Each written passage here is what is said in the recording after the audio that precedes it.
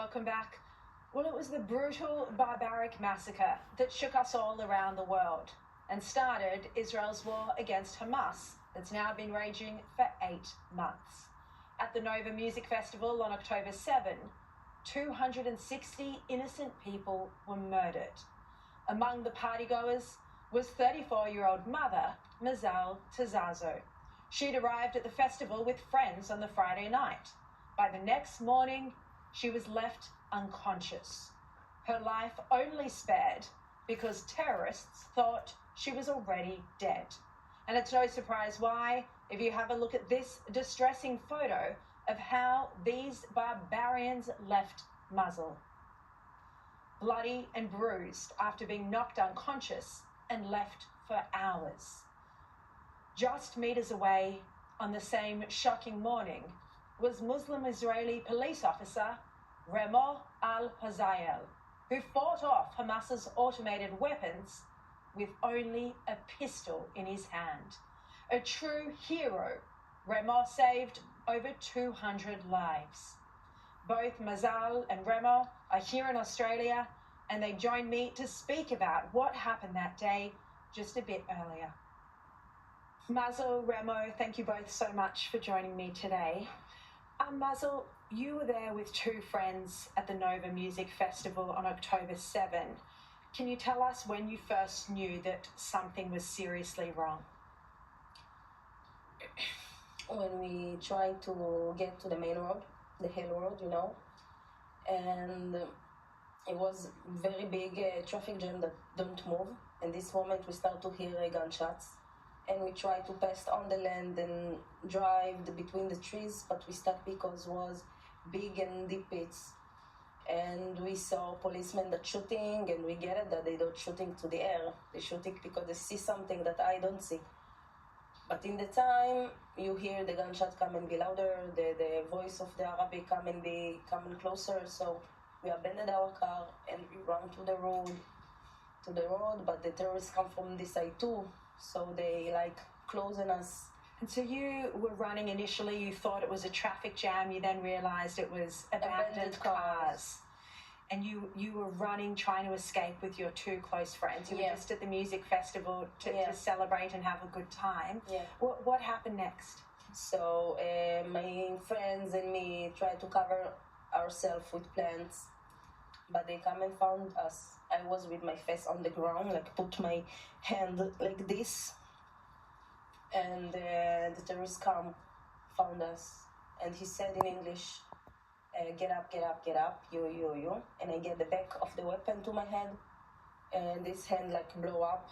She saved me because from the heat, also my head open, and they start to tie my legs and start to talk with each other in Arabic. I wasn't conscious, don't get it what's happening.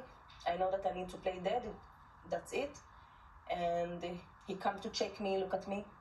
I hold my breath, and they pick up my face, look at me, I guess, and they go. And after they go, I lose my conscious 2 hours. And when I wake up, I saw my friends die next to me.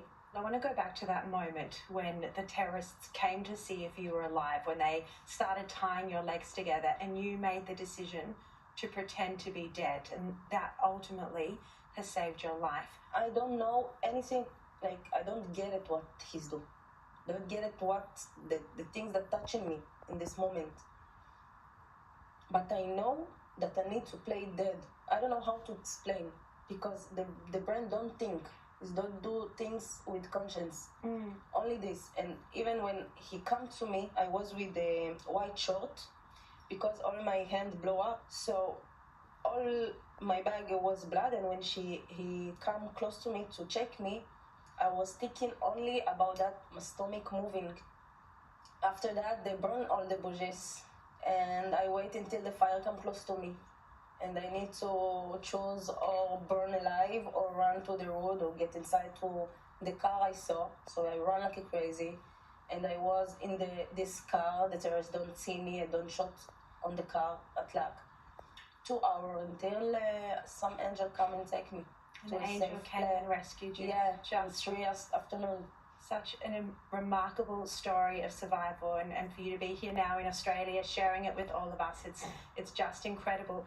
Now, Mazel, while you were hiding, you took 6 minutes of footage. Just 2 days ago, you realised that Remo over here, an Israeli police officer, was in that footage. Remo, tell us what you were doing on October 7th. On October 7, I arrived to the Festival Nova, 6:22, 8 minutes before it all started. 6:30, thousands of rockets. It's the first time I'm doing a shift in Festival Nova. You know, in the Israel police force, you can get extra money if you go to guard a football game, a festival game. So it was my first time in the 5 years that I'm in the police force as an investigator. And from there, 15 hours of fighting and rescuing. hours. Yeah, and rescuing. It was a hell of a day. How many terrorists did you come up against in those hours? In the Festival Nova, it was 36 cops with only with pistols against 350 terrorists. They were heavily armed. In the Nova Party, there were 4,000 teenage, innocent young people that only wanted to have fun, to party together. And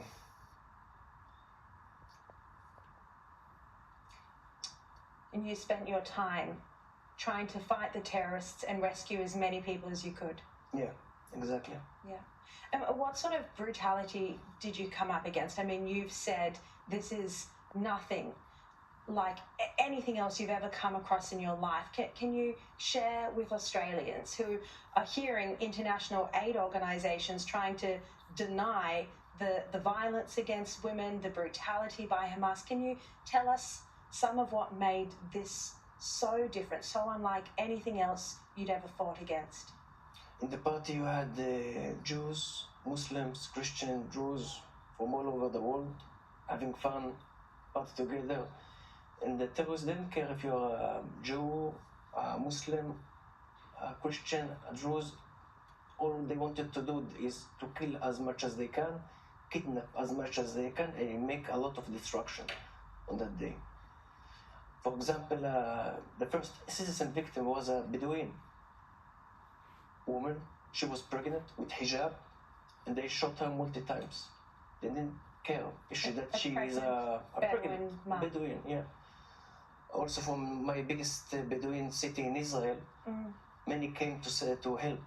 Unfortunately, some of them killed on the road, and some of them kidnapped until today.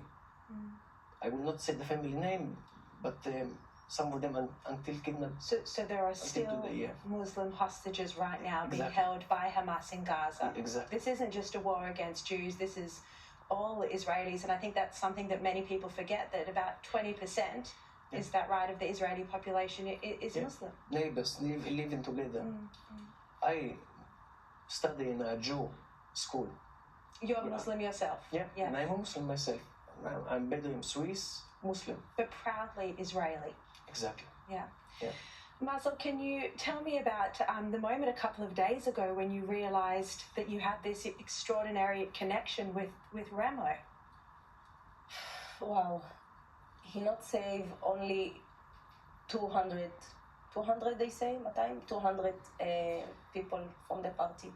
He and her friends save many more like me, that hiding, that don't know what's happening, and only because we saw a policeman that's shooting, we get it that, wow, something is very big happening here.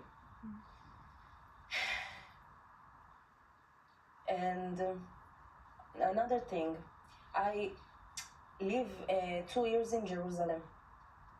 The fact that I am a black woman and my parents come from Ethiopia, and they immigrate, I'm born in Israel and raised in Israel all my life, in school, and all my friends from all the colors, and 2 years in Israel, in Jerusalem with Arabs, I have Arab friends.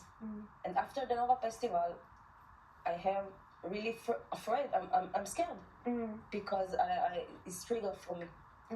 And when I know Remo and his story and the person he is, the fear that I have is less, because I know in Israel I have Muslims that fight, that know the truth, and maybe it's what, save us, all of us.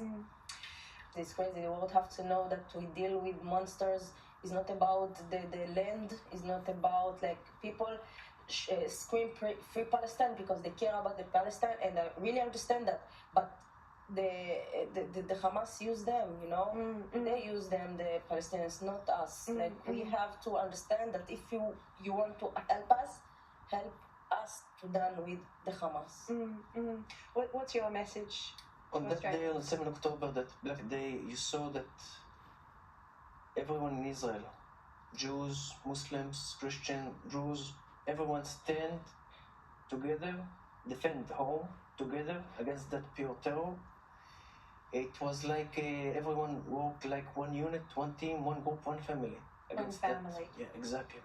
Yeah, and look, I have to say that's how I and all of my viewers feel as well, that we are one family with both of you. Thank you both for having the courage to be here and to share your stories publicly. So extraordinary. So it must be so hard for them to relive the most traumatic moment in their lives over and over again, because they are telling their story to raise awareness about what happened on October 7, because the rest of the world just wants to forget about it and move on, including our own government. Well, after the break,